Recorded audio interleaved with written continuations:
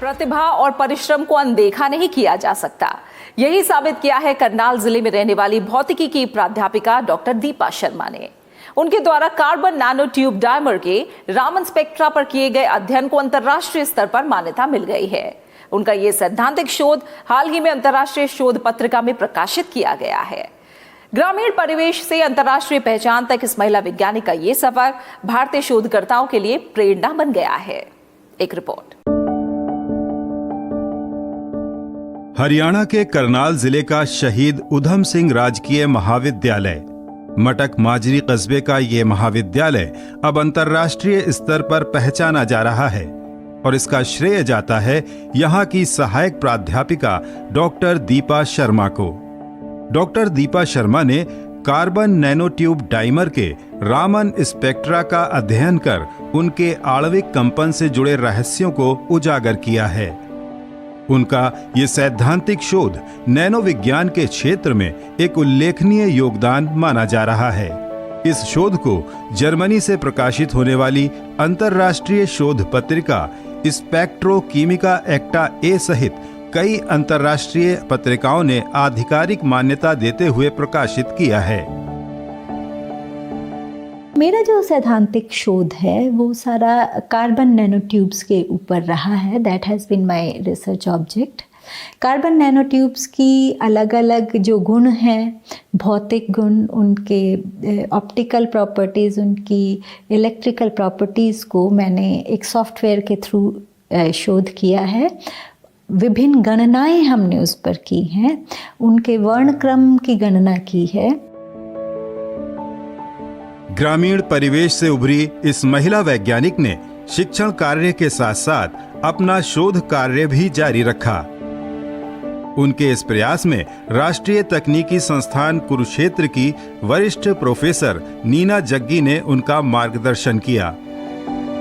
Even एक छोटे से कॉलेज में, रूरल कॉलेज में रहते हुए प्राध्यापक के रूप में भी उन्होंने इसको आगे पढ़ाया और इसके लिए वो एक बहुत बधाई की पात्र हैं। और मेरा काम में जो उनको एक गाइड के रूप में मैंने उन्हें दिया, मुझे भी खुशी है कि मेरे भी उन्होंने उसको आगे चलाया। डॉक्टर शर्मा ने अपने शोध में सिद्ध किया है कि अगर कार्बन नैनो ट्यूब्स को सुपर कंडक्टिंग पदार्थों के समीप लाया जाता है तो उनमें भी सुपर कंडक्टिंग गुण पैदा हो जाते हैं। इन अध्ययनों की गणना आसान नहीं थी। डॉक्टर शर्मा ने Jawaharlal Nehru centre for advanced scientific research Bengaluru के प्रोफेसर स्वप्नपति और अमेरिका की लॉरेंस बर्कले नेशनल लैब की वैज्ञानिक स्वास्तिका बनर्जी का सहयोग लिया। इन संस्थानों के सुपर कंप्यूटर्स द्वारा शोध की गणनाएं की गईं।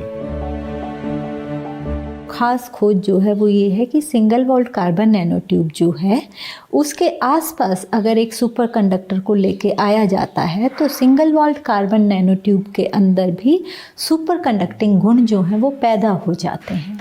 और ये खोज एक महत्वपूर्ण खोज हो सकती है क्योंकि इसका उपयोग करके आने वाले समय में ऊर्जा की काफ़ी बचत की जा सकती है अगर इस रिसर्च को आगे बढ़ाया जाए।